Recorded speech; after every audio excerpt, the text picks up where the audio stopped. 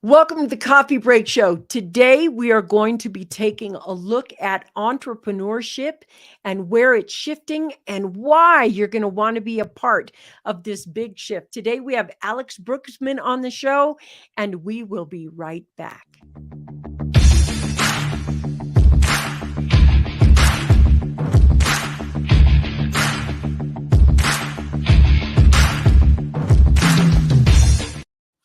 You're on the Success Secrets for Business, Family, and Life channel. This is the Coffee Break Show. I'm Vickie Helm. Please help me welcome Alex Brueckmann to the show today. Thank you for being here. I'm so excited. Thank you very much for inviting me, Vickie. It's a pleasure to be here. Okay, so I want to let you know that I have gotten a sneak peek into your new book. It's not even released yet. And I'm so completely jazzed about what I've been reading about this next level entrepreneur. And the things that you've unpacked in that book have been so impactful to me. And I want to ask you, how did you get to this point? Why did you write this book? Tell us how this all started for you. The origins of the book go back to a 3-day business summit that I led a bit more than a year ago. And in the course of having these conversations with more than 40 guest speakers, so we had it was a conversation style summit, not like one keynote after the other. So I had conversations with each and every one of these guests. I realized that some of these ideas, they just stuck with me. And after the summit was over and I revisited it and I was reflecting on it, 2 hands full of ideas kind of were in front of me that in itself were super valuable, but also I realized they resonated with me because that's very deeply inside me. That's how I would love to see the world change. Yes. And then I kind of juggled like the chapters like balls, or the potential chapters. I juggled them around and I realized that if I package them into 3 different themes, people will be able to read those themes and each chapter within those themes independently from everything else. So you can take that book out of the shelf, read 1 chapter, or read an entire theme, or read the entire book back to back. It doesn't matter what you want to do. You will get a full meal out of each of these chapters. And that's when I reached out to the guest speakers and asked them whether they would want to create this book with me. And they were all excited about the idea. And we went on this journey together. God, that's amazing. And I love the mindset of the book. I mean, I think there's a lot of shifting in entrepreneurialism, and I think I don't remember if it's the first chapter of the introduction or where I read this. I just read this in the book. You talk about all the changes that have happened. Especially the pandemic, and you talked about the unrest in the world. And, I think the unrest of the consumer as well, the unrest in the development, and that the model that we've been using, it just isn't as sustainable as this model that's developing in business. And I am very much about this new kind of business where it's really conscious and not just to the environment, but holistically as an entrepreneur. And you break it down into 3 kind of pillars, if you will. And I want to go over those pillars with you right now so that the person who's listening can just be in the conversation with us as we develop and unpack all of the secrets of this next level entrepreneurship. Absolutely. Let's do it. Okay, so let's go over the 3 things that are there. Let's name the 3 that are in the book that you have. One, I think, is for me that I remember is the self-care inside them. And there are 2 others. And right now, off the top of my head, I know there's 3 and I don't remember the other 2. I can help you with that.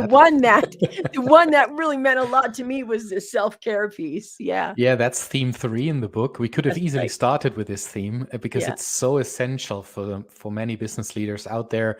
entrepreneurs, corporate leaders.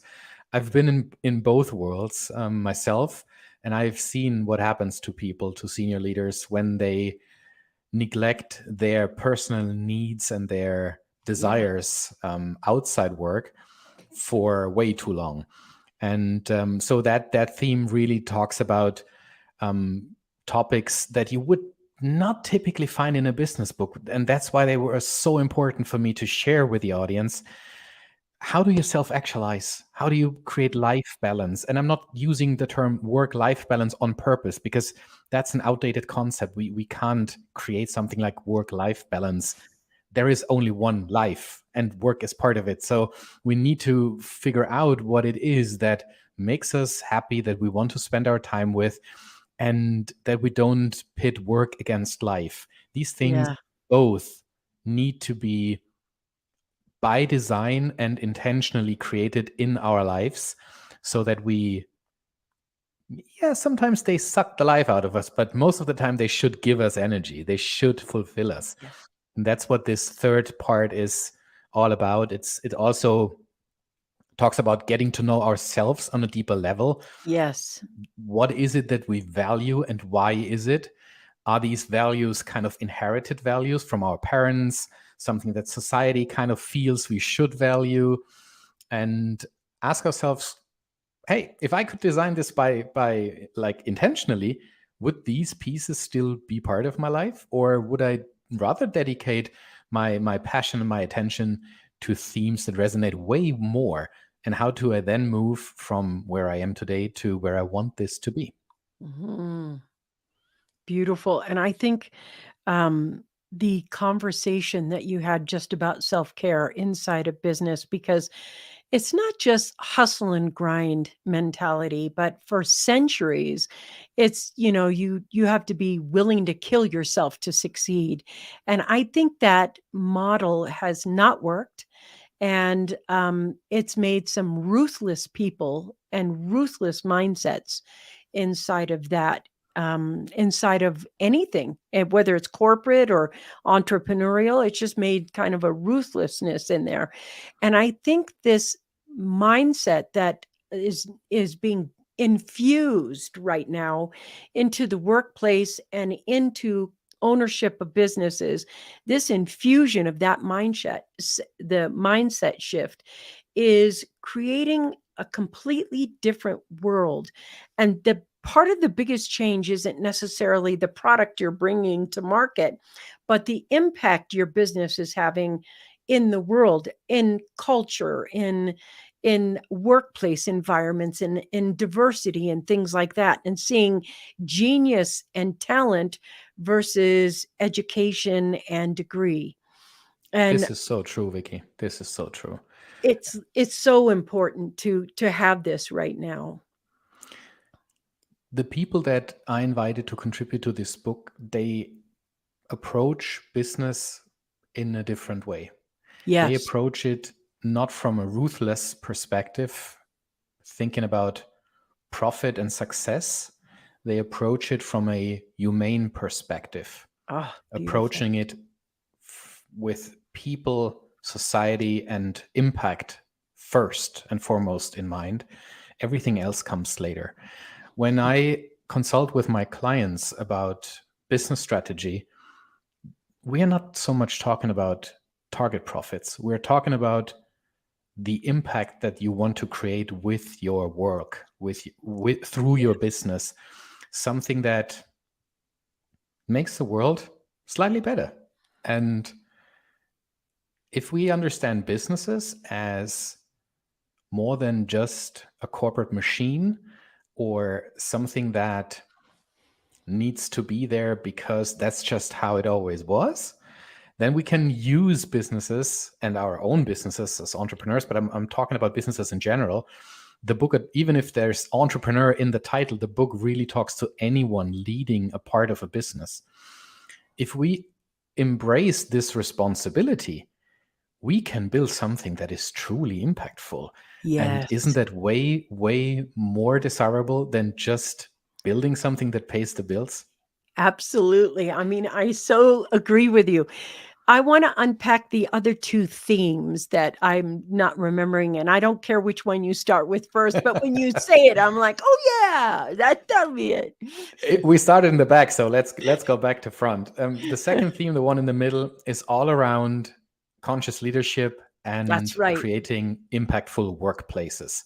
Mm, And the term culture obviously stands in the middle of all this. So the chapters in this theme, they provide different perspectives for people that are either at the beginning of their leadership journey. So that can be a business owner that has just started hiring staff and is like, I don't know, this whole leadership thingy feels kind of weird for me.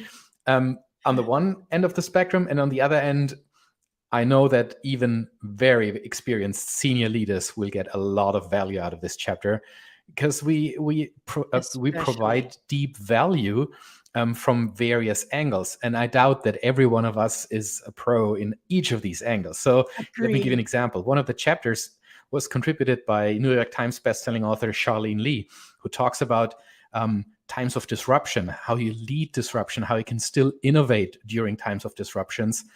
And another chapter in the book is by Terry Jackson, who is a Marshall Goldsmith 100 coach, who approaches the topic more through a question of what are like six, he calls it six perspectives. What are these six perspectives to impactful leadership? It's very tangible, it's very practical. And the whole book, honestly speaking, is a book that is full of practical advice that you can just take and use it. And that is something that I personally find very intriguing about these chapters. We actually had to cut down on word count. The book was way thicker. So it's really hard when you edit a book down and you realize, oh my God, I want this to be in the book. And then you're like, let's just make every chapter a full meal. Let's make it as practical and applicable as possible. And that's what these chapters are. You can take each and every one of them and ask yourself, okay, let's do this. Let's do this on the job. Let's start with it today. And you can just start experimenting with it because it's so tangible. I love that we're talking about this right now because, believe it or not, entrepreneurship is changing out there. And if you're just starting a business or you've had your business 10, 15, 20 years, the shift is like AI. This shift in entrepreneurship is the shift that's going to happen. Whether we want it to, whether we don't want it to, it doesn't matter. This is where it's going, and it needs to go there, in my opinion, because our world is becoming more conscious as we implement this new style of entrepreneurship, self care, and leadership. And this portion that he's talking about that I think is so important is, instead of just getting a book where there's only one person's opinion, one person's ideas, or one person's thoughts. And that's okay. I write books all the time, and it's usually just me, myself, and I. But in this, you're getting leaders from around the world who are telling you, this is the shift that's happening. Here's what we're doing. Here's how you can get through all of this uncertainty, all of this change, and have several of these top opinions in the world sit with you and help guide you and mentor you through these times. And this is such a big shift because it's not just happening in business, it's the consumer's consciousness that is changing in this way as well. And I think this theme of leadership in this way, and building the kinds of cultures that have this level of consciousness, is all about creating a better world, all about creating this kind of impact. Let's go break down now the first in the themes And you and built talk the about that beautiful one. bridge to that, Vickie, because that is exactly one of the chapters. How can you use your efforts to use your business as a force for good, not only for profit, but Absolutely. also for people and the planet, Hmm. to create new, exciting consumer touch points? Yeah. How do you not only do good, but also talk about it in authentic ways? And that's Hmm. what the third chapter of the book is all about. It was contributed by Shital Kular. She lives in Singapore. A very interesting approach to building this new type of impactful type of business. She brings in such fresh perspectives and very tangible examples from several industries that I often found myself just being like, I don't have an excuse anymore. I should think about these things too. And it's actually not that difficult. So that's what I love about this chapter, particularly, that it gives me various starting points to embrace that topic of sustainable business, be it because I would like to re-engineer my supply chains upstream or downstream, Yeah. be it just, the next immediate step. Do I take the pickup truck to drive downtown for a meeting, or do I at least check the train schedule and maybe I can take the train without any, without big issues, and thereby just reduce my carbon footprint? It's sometimes these small steps that can make a big impact. So true. Not because like everyone can make that small step and together we make a big impact. It's really about shifting how you approach it yourself. And once you experience those first tiny baby steps, it might be something that you become truly passionate about, and Yes. thereby just create a flywheel for yourself, for your customers, for your business. But I mean, let's be honest. Entrepreneurship is all about you. If you don't do anything, the people in your business, why would they? So lead the way. I love that. I love that. In that first sense of theme coming into fruition right now, everyone knows that the way we do business right now isn't sustainable. We all know that. Yes. And having the small changes, those small changes make the biggest steps forward. And knowing what those small changes, it always has to start with you. And, I want to be as transparent as possible. A few decades back, when I started my first businesses and money started rolling in all the time, and I had the lifestyle of that mindset back then. So, new car every 2 years, big useless house that was too big but looked really cool, and had more than one house, although I could only live in one house. All of those things that are very American, in my opinion. We're very materialistic, and so seasonal clothing and seasonal this. And one day, my spouse, when we were there, I was looking at the car they were driving, and it was really old, and I was like, "What are you doing? Why don't you just get a new car? You can afford it." And they were like, "Well, that's not why. I mean, I wanna have a smaller footprint." And then we had this talk about what fashion does to the economy and what all this does to the economy and all that does to the economy, and I was like, "Whoa, I am contributing to this.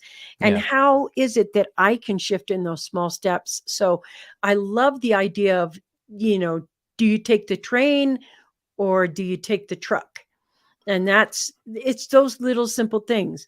It's also those simple little things inside your business that help you have those things. So, as an entrepreneur, do you have workers in-house or do you have them remotely?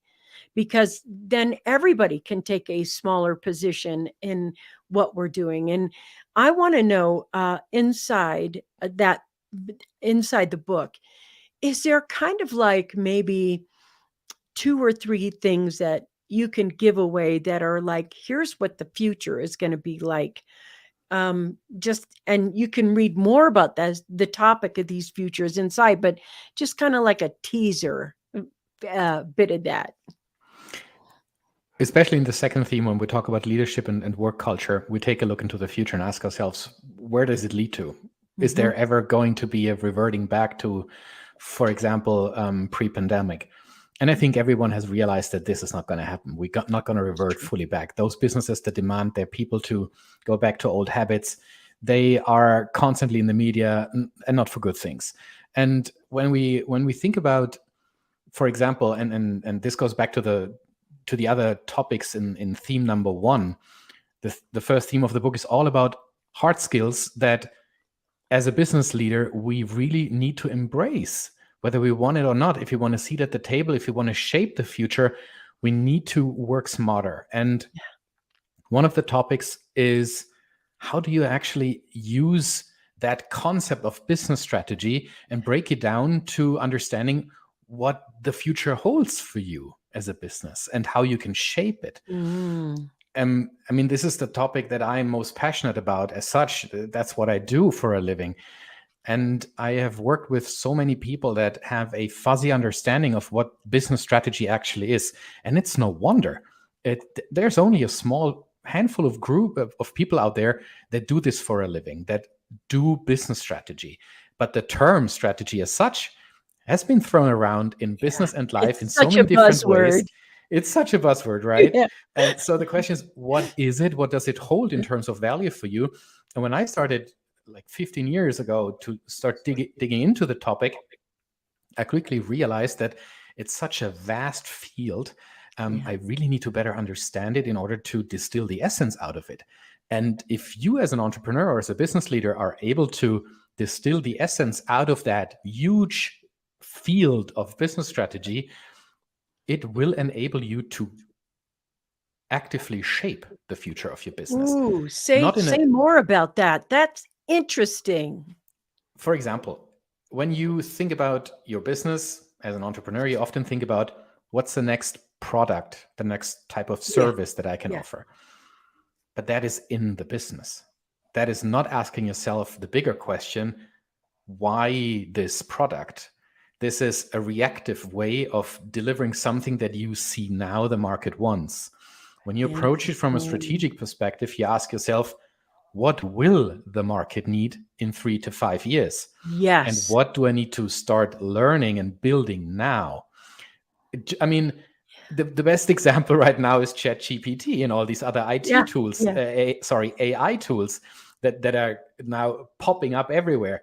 They are not popping up everywhere just now. They've been in the They've been making for around a long years, time. Yeah. and we're just now seeing them. So the businesses that are now thinking about entering the AI game already are 4, 5, 6 years behind.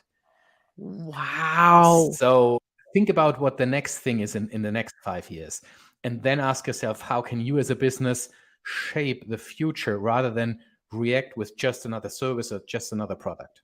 Wow. I love this. I love this so much.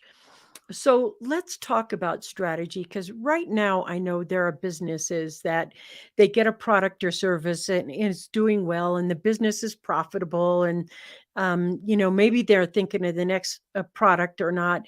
When they take a look at the strategy of trying to think about, well, what are they going to need in 3 to 5 years from now? How would you even begin to find that? I mean, I can see where that's easy in the tech industry, and you could go to a conference like Southwest, and just see everything that's going to be coming along the way. And if you don't, how would you think about your client and what they are going to need? How does that strategy work for you? When I start talking with businesses about business strategy, the first question, or some of the first question that we ask, are not necessarily about the customer, not necessarily about the client and what they want right now. Because what the client wants right now is irrelevant already for you. You need to think about the future.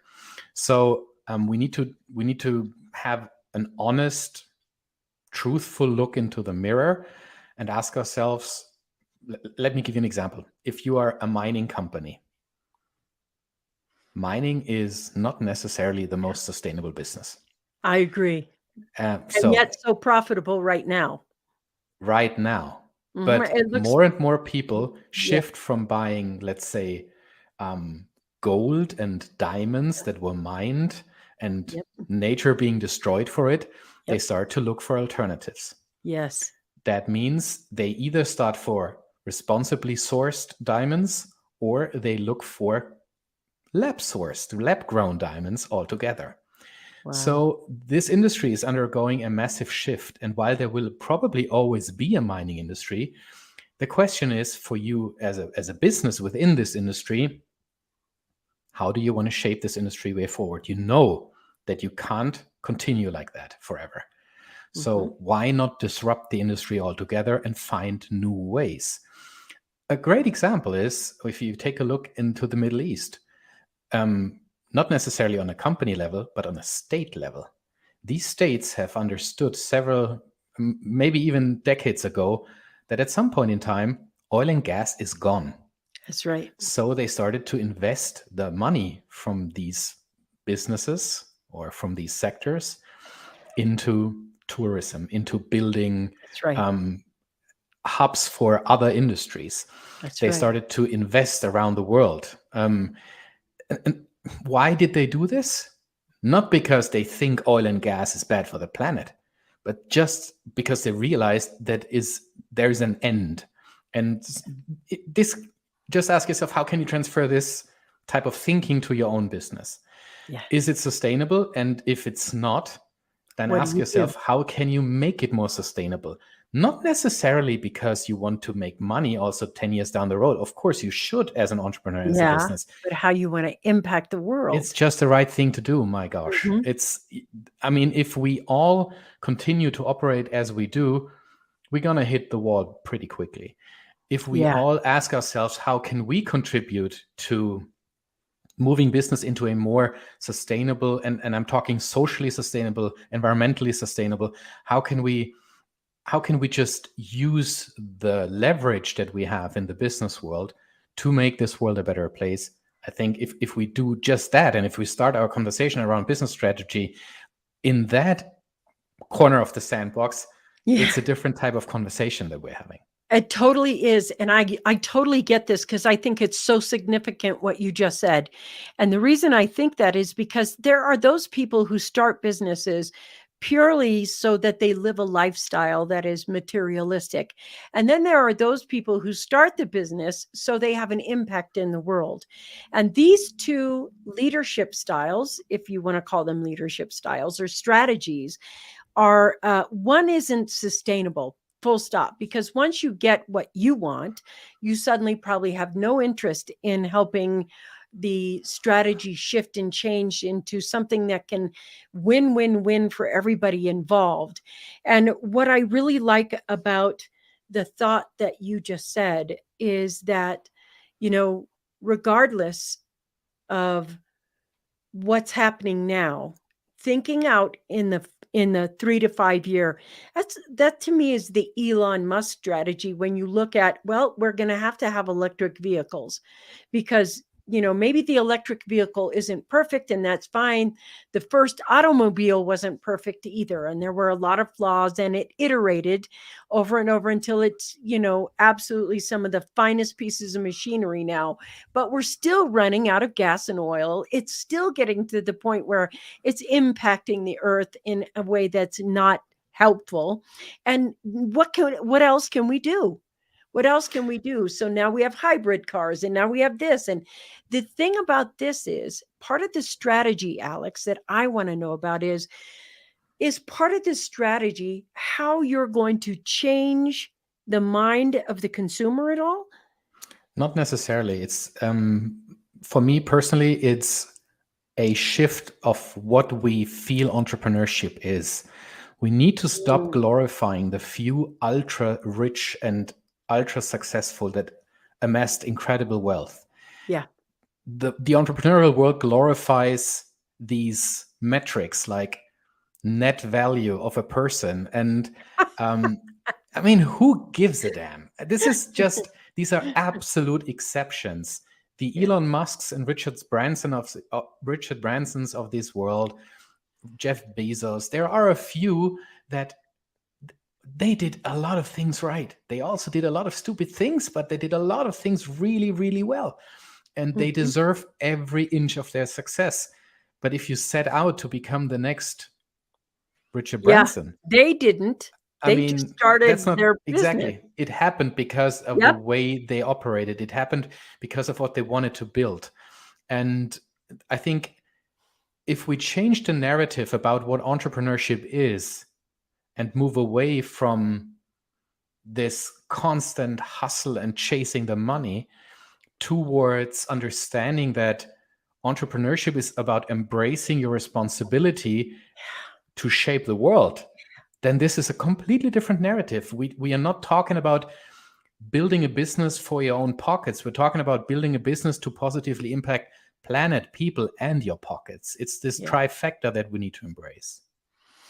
Yeah, and I notice there's a lot of that right now where um, a lot of celebrities have gone from their celebrity career and their strategy, excuse me, has been farming after that. They bought organic farms and they're very into that. Excuse me. And to me, that strategy of how you can invest differently and how it's going to impact your future and impact everyone and on the whole, that's really a big thing. I want to go to the first theme and go over that one. Have we I'm not sure we've gone over the first theme yet. We talked about sustainability, we talked about business strategy, but there is a third chapter in this first theme, which was contributed by Hermann Simon, the founder of Simon Kucher, one of the biggest management consulting companies in the world. He's the world's foremost expert when it comes to value-based pricing and how do you price your products and services. And this is something that is super interesting, not only for smaller businesses, but also for big businesses. As Hermann says in the chapter, it's amazing how much room for improvement even big businesses have when it comes to pricing their product and services correctly. And we break these ideas down in ways in this chapter so that really everyone, and even if you have a hair salon or a bakery, like everyone can use these ideas. How can you start to price your products based on the value that you create, not necessarily on what does the other hairdresser in town charge, or how much profit do I have to make to sustain my business, or if you're producing a good, that's your input cost plus a markup of 15 to 20%. These are just so anachronistic ways of thinking about pricing that and especially in times of high inflation, this chapter will bring a lot of tangible value to people when they realize that understanding the characteristics of your product or your service and the link between a specific characteristic and the price of that service or offering, if we understand that in deeper ways and the value that it brings to the consumer, then we can all of a sudden understand value-based pricing in a much better way and create something that benefits the customer and your bottom line. I love that. Love that. Love that. You know, it's interesting as we take a look at the future and we take a look at strategy as a whole, and we take a look at the three that you've named here, the basic three, just that shift in having the mindset shift, just that's one of the most powerful parts of reading your book, because in the beginning, even in the beginning, you outline what's happening here and I'm not going to quote it word for word right, but what you said was essentially that the new norm now is that there's constant uncertainty, constant change, and that constant disruption is going to consistently happen. And when the thing that was there is the the pivot of it, having to pivot on a dime, or having to pivot because of you don't know what's going to happen in the uncertainty of it, and learning to lead in change, or having leadership in change due to the speed and the uncertainty of it right now. I want to ask you, and we may go a little off topic here, but in the leadership styles that everybody learns, there is the type of leadership that's kind of like Lee Iacocca, like you're the entrepreneur that comes in when it's hit the fan, and now you've got to deal with whatever it is because it's hit the fan, whether it's the economy, whether it's climate change, whether it's a war with unintended consequences, a bug infestation in the Middle East or South Africa or wherever it hits. And suddenly you're kind of a crisis manager or crisis leader versus having a leader, and being able to have both of those things. And I want to say, if you had to start right now and you were making a strategy for a beginning manufacturing company, and you had your widget, and you had everything in place right now, and you're saying, what type of leadership would you most perfect or add or infuse those things together? Because I thought you brought up a really good point. We are in a lot of times crisis leadership, and that is like a theme from everything from weather conditions to supply chain shortages, everything else that you mentioned in that book, which is, and I think this is why everybody should read this book. You want to know this before it happens. You don't want to be caught trying to figure it out as it's happening or be caught with your pants down. This is what you want to know right now, because it's only going to speed up and increase over time right now. But leadership, let's go back to talking about the style of leadership. I think that is pertinent for this crisis management style, so to speak. Over the past 3 years, there has been a style of leaders that I enjoyed most working with.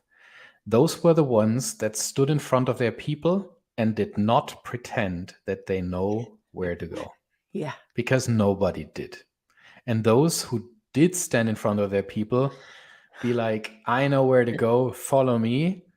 They ran alone, but because everyone was like, yeah, right, as if you knew. The times are over where the leaders stand in front of their teams and can credibly claim that they know which way to go. It's a way too complex world. And therefore, the types of leaders that I've enjoyed working most with are the ones that stand in front of their teams and instead of saying, follow me, I know it, ask questions. What do you see? Where do we need to learn? What do we need to change? Ooh. They are the ones that facilitate conversations and dare to look stupid. Because if you ask questions, people will be like, interesting questions, but shouldn't they know? They are the leaders, right? Yeah. But that's not the point. The point of leadership is not about knowing. It's about allowing yourself as an organization to learn and to grow into directions that make the most sense. Not because you have a glass It's bowl think where tank leadership. yes, it's something else to embrace your responsibility as a leader and facilitate strategic conversations in a business about the future, and make everyone feel part of that conversation. Yes. That gives people a sense of contribution, a sense of belonging, a sense of motivation. Because once you ask people what you should do, you listen to them, they feel that their voice matters, their opinion counts. And those are the people that draw the best talent into their circle of influence. Because who doesn't like to be asked, right? Who doesn't like to contribute? The times are over when we showed up at work and just be like, yeah, I clock in and I clock out, and in between I do whatever they tell me to do because that's what I get paid for. Who wants this? Yeah. No, it's so true. And I remember going through those days in the early days, and oh God, that is just, it feels terrible to be in that work environment. Yeah. And I realize right now that that is so important what you're saying. It's like learning to communicate in a way where leadership is about listening and creating a community of people that can share ideas and opinions in a way that steers a ship in a direction, not you steer the ship in the direction and everybody else is following your direction. This is really true, and it's really that could be a whole book by itself, Alex. I mean, Oh, for that sure. that right there. I mean, the skill sets needed for that. And what's happening now is the skill sets are happening on bigger portions. And since we're a globally tied world, you don't know where the pivot or the leadership is going to need to be. Where in your pipeline is it going to be that needs to shift? And now when you look at your pipeline, it's like, okay, if I shift this, what else shifts and where else shifts? And you want to be super aware of that. Thank you for that. That was so, I think that was such an important statement, because I could feel the stress fall off my shoulders right away, where you're like, oh God, I don't have to figure it out all by myself. I don't have to appear like the great leader. I am part of a team of leaders that are moving that forward. And I think that is going to make workplaces and work environments feel more satisfying somehow, that you're part of something that's doing something great. And I think over a period of time, there are going to be a lot of companies that die, and don't let your company be the ones that dies, but there's going to be a lot of companies that die because they're not implementing these three things that Alex has outlined in his book, in that next level entrepreneur. If you're not there, one of the things that you said that I thought was super important was you talked about talent. And talent all over the world now. It's not talent in your little neighborhood, it's talent all over the world. And the talent all over the world, whether the talent is new talent or experienced talent, all of it is taking on this mindset. And they're looking for companies and leaders and places to go that are implementing these systems that you are talking about, these strategies and these mindsets.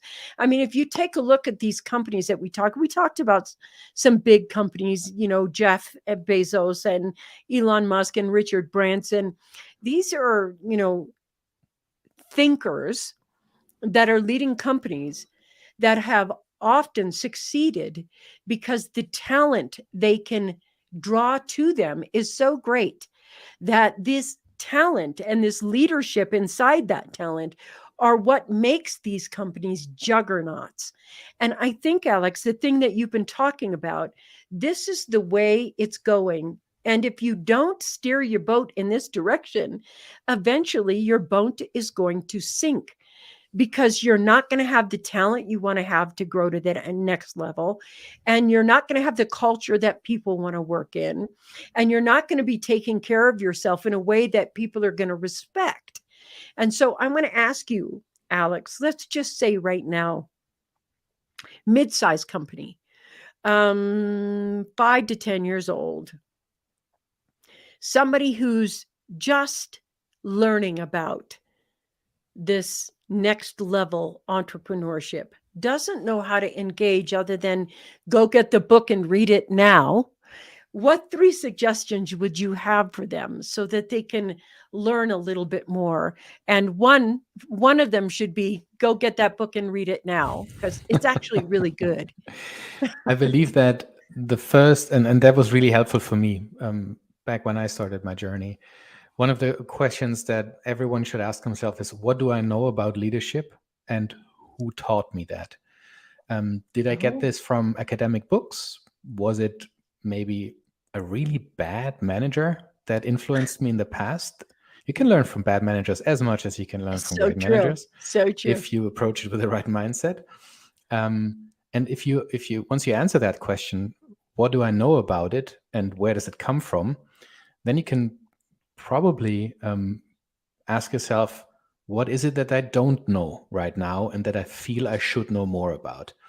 And then there are many different ways. You can either consciously find the right mentor for you, or maybe even more than just one mentor that you admire, people that you know that have maybe 5 to 10 years more under their belt than you have and have been through similar situations.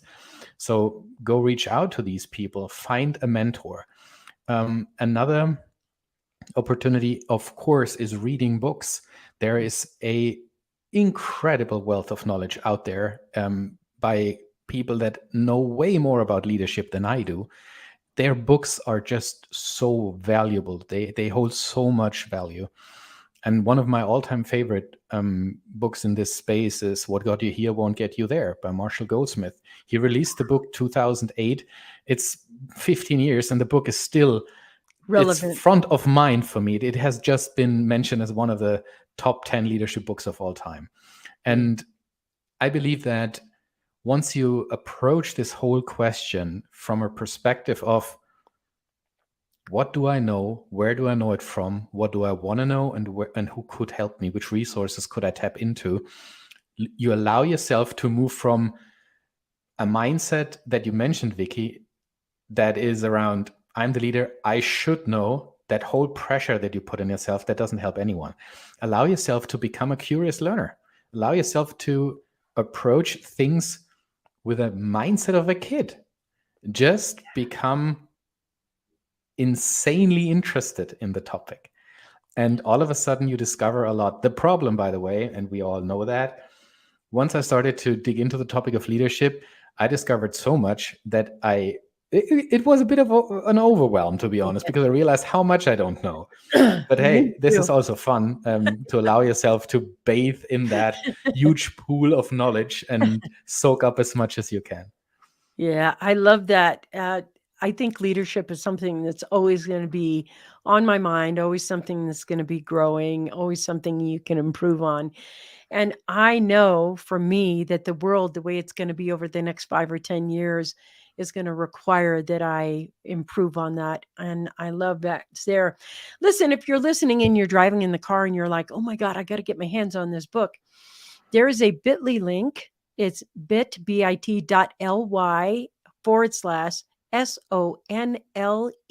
all in caps, SONLE.